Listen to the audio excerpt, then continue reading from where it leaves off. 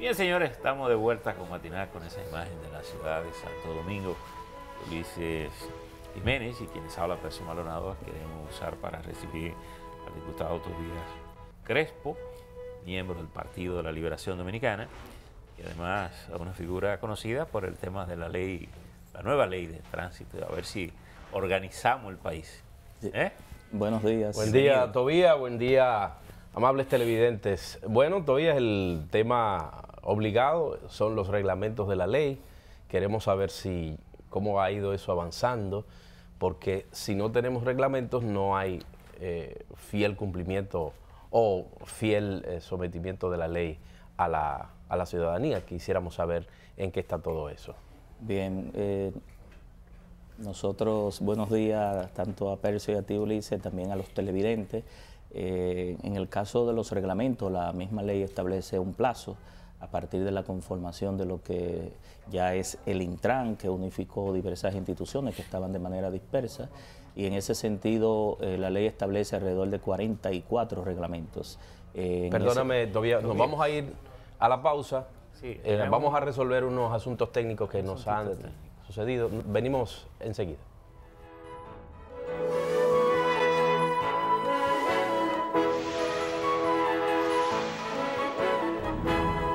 En la más densa oscuridad. ¿Qué rayos fue eso? La maldad. El frío no es por el clima. Es la muerte que se acerca. ¿Quién es? Está esperando. ¿Qué demonios son? Y pretende acabar con todo lo que se mueva. Josh Hartnett, Melissa George, Annie Houston en 30 días de noche, presentándose en la segunda tanda de Sala 5 por Telemicro. Se ve mejor. En El Bien Amado se dará riendas sueltas a las pasiones. Te amo, Alexis. No más que yo a ti. Pero al parecer, a la celebración llega un invitado muy especial. ¡Alexis! Y la emoción invade a Don Chuy, pero lamentablemente su hermanito deberá aterrizarlo. Me vas a perdonar, hermano, pero ese muchacho que según tú es tu hijo no se puede quedar aquí. El Bien Amado sigue muy buena este lunes a las 7 por Telemicro. Se ve mejor.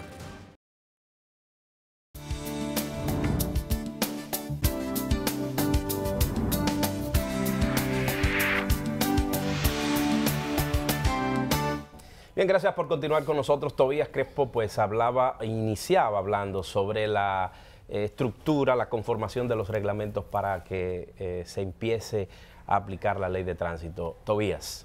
Sí, estaba indicando antes del problema técnico de que la misma ley establece alrededor de 44 reglamentos. La mayoría de esos reglamentos, una gran parte había que actualizarlo, hay otra parte que eran nuevos y hay otros que existían como normativas de algunos ayuntamientos, sobre todo con respecto al transporte de carga y de pasajeros, y que ya subido a un reglamento ley pues pasa a ser parte de la ley. En ese sentido, la ley establece 6 meses de plazo una vez conformado el Intran, que el presidente de la República lo designó a final del mes de junio, es decir, iniciando el mes de julio hubo un plazo de 4 meses entre la promulgación de la ley y la conformación de las instituciones que desaparecieron, que fue la OTTT, la DGTT, el FONDET, el CAR y la Caja de Jubilación y Pensión de los Choferes, para dar al traste con lo que hoy es el Intran. En ese sentido... pero ustedes han seguido en conexión con el Intran para procurar los reglamentos, o ya aprobada la ley no tienen absolutamente nada que ver. No, nosotros como legislador somos un poder aparte del Estado. Pero han estado cerca ayudando, dando seguimiento. Sí, se nos ha tomado, en el caso particular nuestro, se nos ha tomado en cuenta para opinar en algunos aspectos de los reglamentos. Los reglamentos van a estar disponibles sin ningún inconveniente. Dentro del plazo. Dentro del plazo, y si hay alguno que pasa del plazo que establece la ley, sobre todo los que son nuevos, porque hay reglamentos como por ejemplo el reglamento de pesos y medidas que tiene que ver con los camiones, ¿verdad? El de remorques, el de las escuelas de conducir, son reglamentos que existían, que datan del 80 y pico, de los años 70, que hay que actualizarlo a la realidad. actual, y en el caso específico de reglamentos que no existían, como el reglamento de conducir por punto, de inspección técnica vehicular, muchos de esos reglamentos son reglamentos técnicos, operativos, de administración, que mucha gente se preocupó con respecto a tantos reglamentos. Yo no tenía ninguna preocupación porque, conociendo el sector, sabía que podían estar en el plazo de los 6 meses o posiblemente tal vez un año. Ahora, para el cumplimiento de la ley no hay que esperar los reglamentos por 2 elementos importantes. En el caso del Poder Judicial, por ejemplo, los jueces y los fiscales, todo lo que es el régimen sancionador está bien definido. No tiene que ver con los reglamentos, porque los reglamentos son del Ejecutivo, no de la Justicia. Por ejemplo, nosotros presentábamos unas imágenes de una carrera. La tenemos por ahí, vamos a verla de nuevo. En San Cristóbal. Para que Tobías... San Cristóbal. Exacto. Y había incluso una patrulla de la policía que pasó, se asomó ahí. Pero parece que no ocurrió nada. ¿Está considerado todo esto en la ley? Sí, eso está considerado incluso como agravante. Si esas personas que están haciendo no solamente motocicletas, carreras de auto en las vías públicas, está considerada dentro de las 8 agravantes donde el juez o el fiscal, cuando hayan lesiones permanentes provocadas por estos tipos de acciones que son de orden público, aparte de seguridad vial, está tipificado como un delito contra la seguridad vial, el juez o el fiscal puede pedir la medida más alta. En el caso de la prisión, lleva hasta 3 años. 3 años, una cantidad muy elevada de salarios mínimos, y también la suspensión de la licencia de conducir. La ley establece el sistema de conducir por punto, donde la autoridad del Intran, que quien emite la licencia de conducir, puede suspender por 6 meses, 1 año, 2 años. Si tiene licencia. Bueno, si tiene licencia, pero en este caso, si provoca muertes o heridas con lesiones permanentes, esa es la pena que le indiqué. Hay otras gradualidades porque la ley está muy ajustada a los códigos, al Código Procesal Penal, al Civil, Procesal Civil y al Penal, para que los códigos no digan una cosa y esta ley diga otra, es decir, que haya una unicidad en el término del régimen sancionador. Por eso decía que el régimen sancionador no depende. Este tipo de inconductas, de sanciones, está tipificado en la ley de manera muy fuerte.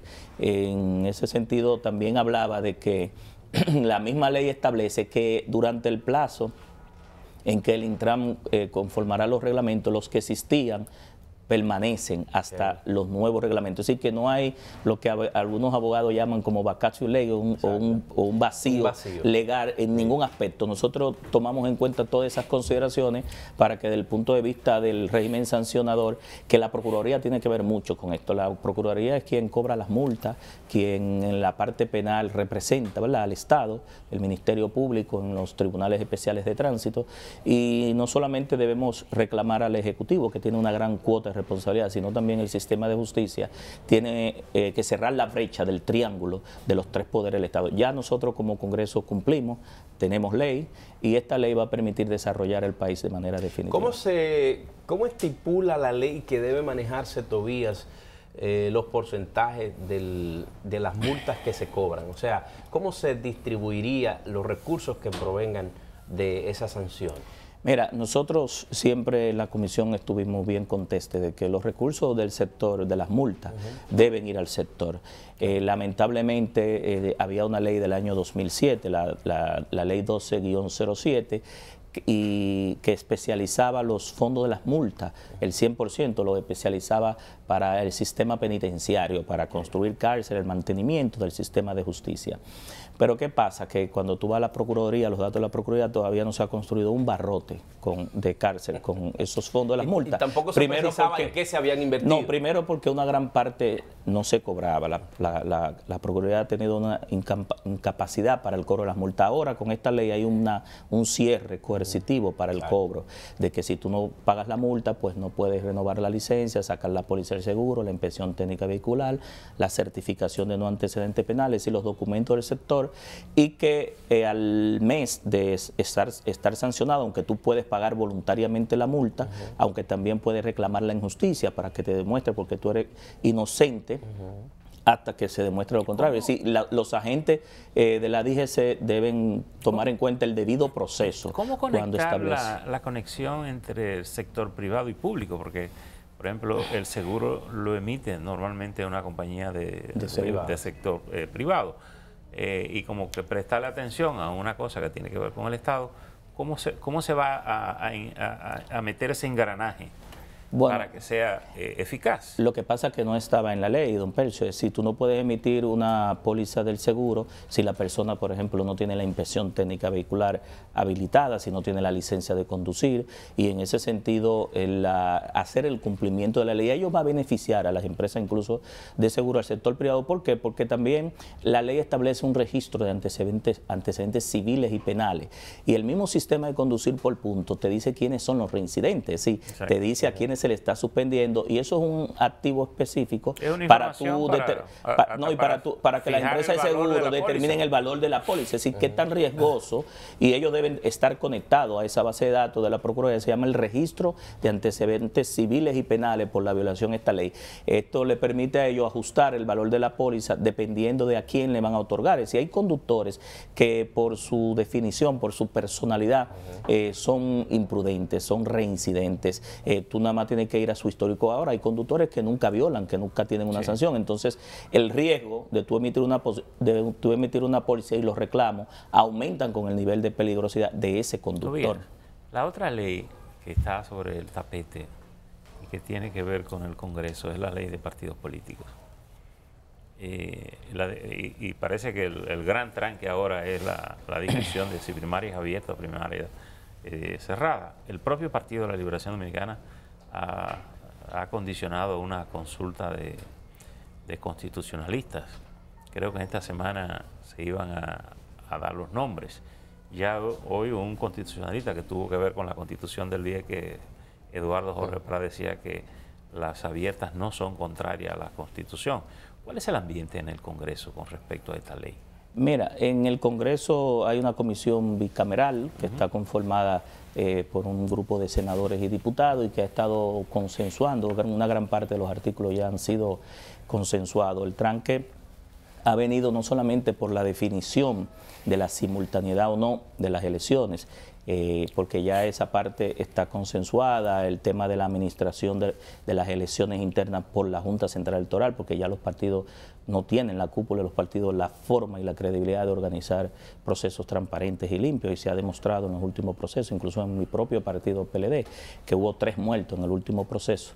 Esa comisión había consensuado la mayor cantidad de artículos de esa ley de partidos, que es una ley muy amplia, es decir, la ciudadanía ha estado involucrándose específicamente en los temas de conflicto, que son si el padrón es abierto o es cerrado, el financiamiento de los fondos que se establecen desde el punto de vista del sector privado, porque ya el sector público lo aporta la Junta Central Electoral por una ley que establece la definición de esos porcentajes, la cuota de las mujeres y el porcentaje de cuota de las mujeres son los temas que estaban a nivel general dividiendo a los diferentes partidos políticos. En el Congreso el ánimo es de que esa comisión y la clase política debe ponerse de acuerdo, porque una ley, Percio, de partidos políticos no puede dejar de lado a ninguno de los actores. Cuando digo que no puede dejar de lado, porque es la primera ley que va a regular a los partidos políticos desde su constitución hasta su salida, en el caso de que el partido decida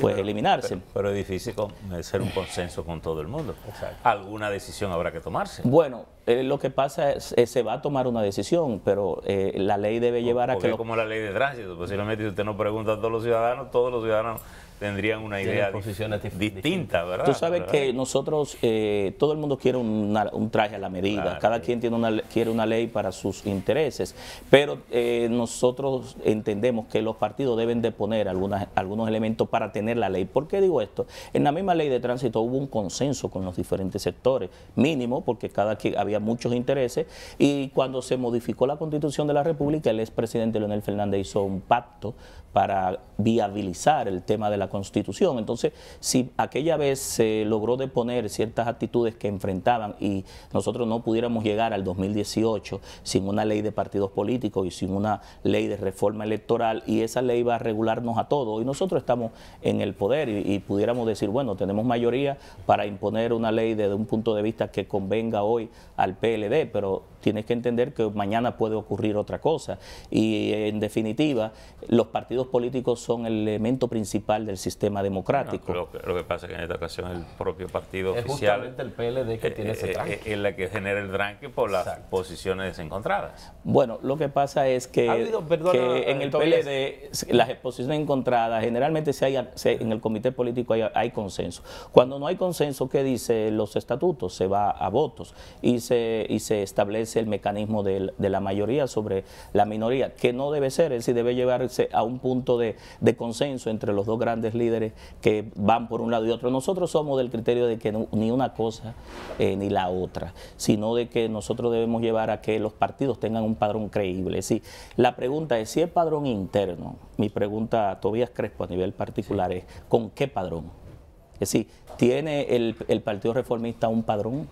¿Tiene el PRD, sabe el PRD cuántos se fueron para el PRM, cuántos volvieron, cuántos se fueron para atrás otra vez, porque ha habido una deserción en ese partido? No quiero entrar a los demás partidos porque nosotros también tenemos posiciones encontradas, y en el PLD, que tenemos el padrón más grande, 2,5 millones, nuestro problema es mayor. En el PLD el problema es mayor porque tenemos un padrón más grande. Pero Tobías, según el último corte, 2,5 millones. Te pregunto, Tobías, ¿tiene el PLD o no padrón electoral propio? ¿No confían en que eso sea genuino, en que todas las informaciones que estén ahí sean las reales, las que realmente tienen porque muchos dirigentes del partido el PLD, dicen que no son tantos. Que no son tantos. Sí, el PLD tiene un padrón propio, pero está permeado.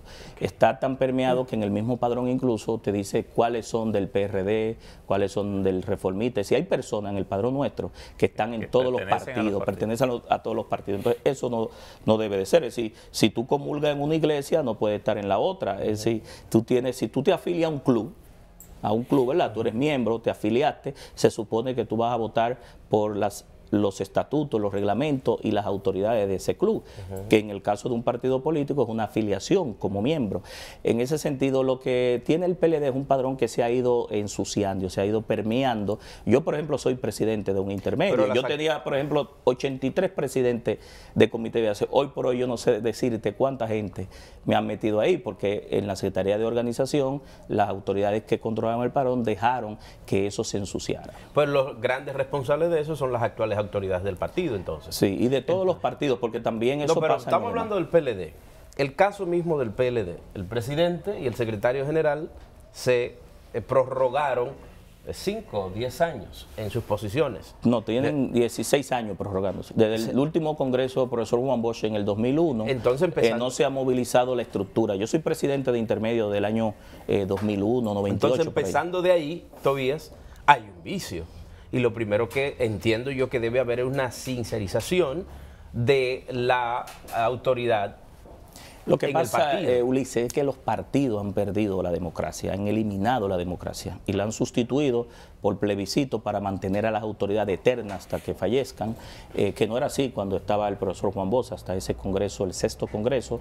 Te permiten que toda la estructura, los presidentes provinciales, municipales, de circunscripción sean los mismos, pero también desde el punto de vista de la democracia te han sustituido los procesos de elecciones desde el comité político por encuesta. Ya ahora la encuesta es el método para determinar si tú eres más simpático o no simpático. Los acuerdos de apocentro y la dedocracia, si ahora mismo se están señalando los candidatos. Tobías, esa contaminación partidaria o esa falta de institucionalidad partidaria también se ha trasladado al Estado, porque parte del rol, por ejemplo, del Congreso es la supervisión. La fiscalización. La fiscalización, la supervisión de las cuestiones públicas. Sin embargo, el último escándalo, los últimos, pero sobre todo el último porque involucra también un crimen de sangre, las informaciones que revela son espantosas de cómo una institución del Estado puede estar operando tanto tiempo sin una auditoría, sin una vigilancia y sin alguien que advierta que ahí hay situaciones irregulares hasta que no ocurre un crimen de sangre. Es correcto, don Percio. Mira, el PLD, y luego voy a pasar a la parte oficial, ¿verdad?, gubernamental, perdió la capacidad, por ejemplo, de sancionar. Nosotros aprobamos unos reglamentos hace 2 meses que el Comité Político convocó al Comité Central y dejamos 3 de esos reglamentos para la aprobación de la Ley de Partidos Políticos y Reforma Electoral para que no colindaran con esa ley. Pero el PLD de hace mucho tiempo no evalúa, no vigila, no monitorea y por ende no tiene la capacidad moral para sancionar a dirigentes dentro del partido. Ahora, ya yéndonos hacia la parte gubernamental, también hay una falta de seguimiento, de control sobre la actuación de una gran parte de los funcionarios que lleva a que estos escándalos afecten, quiera o no, la imagen del gobierno y del Partido de la Liberación Dominicana, porque son conductas que replicadas en otras instituciones llevan a la percepción de la ciudadanía de que todo está corrompido y no debe ser así, es decir, no todo está perdido. Yo entiendo que desde el gobierno, el Poder Ejecutivo debe tomar acción desde el punto de vista de las instituciones, del uso de los fondos públicos y que estos escándalos no sigan pasando, porque ya nosotros hemos tenido varios. Estuvo el de Odebrecht, que fue el más estructural de todo, pero tuvimos el de la OISOE, donde un ingeniero falleció y hay un muerto. Hubo el del CEA, donde hubo, creo que fue 3 muertos. 3 fallecidos por escándalo de corrupción. Estuvo el de los 3 brazos, el escándalo de INAPA, de los tucanos,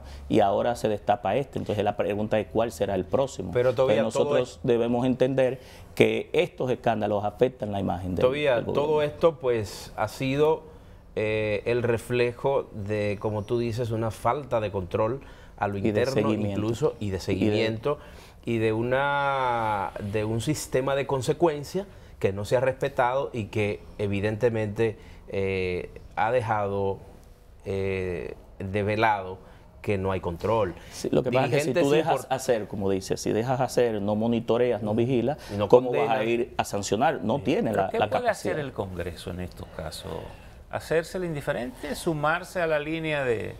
No, el Congreso, desde el punto de vista de ese tipo de conductas o de inconductas, de sanciones, no puede entrar, porque para eso está la justicia. Sí, cuando hay un tema nosotros entramos en la parte política. Pero no me refiero al caso específico, digamos, para apresar gente, sino qué puede hacer el Congreso como un poder del Estado cuya responsabilidad está también en supervisar, vigilar. Sí, hay una función, don Percio, para que esas cosas no ocurran, sino cuando ya el escándalo está sobre la mesa. Sí, pero el problema es que a nosotros nos llega, por ejemplo, al Congreso llega el informe de la Cámara de Cuentas. Cada 3 meses, ya por ejemplo en la Cámara de Diputados hay una oficina que se llama la OASEP, que es la oficina que analiza, evalúa la ejecución presupuestaria. Y cada 3 meses debe hacer un informe a nosotros los legisladores. Pero tú tienes como mecanismo primero de control el control interno, que es el Contralor General de la República. Es decir, la Contraloría General de la República está para monitorear primero el uso de los fondos públicos. Todas las instituciones tienen una Contraloría interna, ¿verdad? Eso no existe. Ya luego tú tienes como control externo la Cámara de Cuentas. La Cámara de Cuentas, pero ya externo es después que pasó la malversación o el mecanismo de corrupción. Pero la Cámara de Cuentas, cuando hace los informes, tampoco los remite es a la Procuraduría. Y es la Procuraduría quien, recibidas esas auditorías, tiene la capacidad de iniciar la acción pública del sometimiento a los funcionarios. Luego la Cámara de Cuentas nos manda a nosotros, ya cerrado el año fiscal, un informe de cómo se ejecutaron los recursos del Estado. Y la Cámara de Diputados y el Senado, ambas cámaras, pues avalan ese informe que por un lado tiene el aval del control interno y del control externo. Y tenemos finalmente, que es lo que más se da, el control social, que es los medios de comunicación, la prensa, que muchas veces se dan espacio para investigar ciertos actos de corrupción. Pero ahora el gobierno está que lo que hace nota de prensa, tampoco se someten al cuestionamiento público. Entonces, ¿cómo la prensa puede ayudar? No, pero hay la ley de acceso a la información pública. Eso no se le permite. Sí, pero esas son informaciones que yo puedo pedir, contratos que puedo pedir. Pero si usted es funcionario público, usted no se deja preguntar porque no se expone a esa posibilidad. Bueno, porque hay una percepción de que de todo el que es funcionario público y servidor, incluso yo soy legislador, no manejo fondos, pero debemos estar sometidos al escrutinio público. Nuestras actuaciones son públicas y por ende debemos dar respuesta, rendición de lo que nosotros hacemos. Es decir, nosotros no podemos estar de espalda a lo que son los reclamos de transparencia de la sociedad. ¿Estos temas no se discuten en el Partido de la Liberación Dominicana? No, es que el PLD no preocupa, el PLD no discute nada ahora mismo. Es decir, el PLD se reúne a veces. Es decir, nosotros nos reuníamos casi siempre semanal. El comité político decidió que se iba a reunir con frecuencia, no lo está haciendo, solamente cuando hay una situación de crisis o situaciones que desbordan el promedio, pero estos temas no se discuten. Primero son temas oficiales, casi siempre en el partido lo que se discuten son temas políticos, pero a veces estos temas que logran trascender más allá de lo político y conectan con una parte sensible de la población, a veces son tomadas en algunas de las reuniones, pero no siempre es tema del comité político. Todavía es evidente que tienen que tiene que haber una conexión entre la dirigencia y la militancia, que se ha perdido. Eso se perdió ya. Si no hay un regreso a eso, el Partido de la Liberación Dominicana corre peligro. Estamos en vías de eso. Bueno, pues ojalá que te hagan caso y que le hagan caso a los dirigentes de base en el Partido de la Liberación Dominicana. Mañana nos vemos. Si Dios lo quiere. Gracias.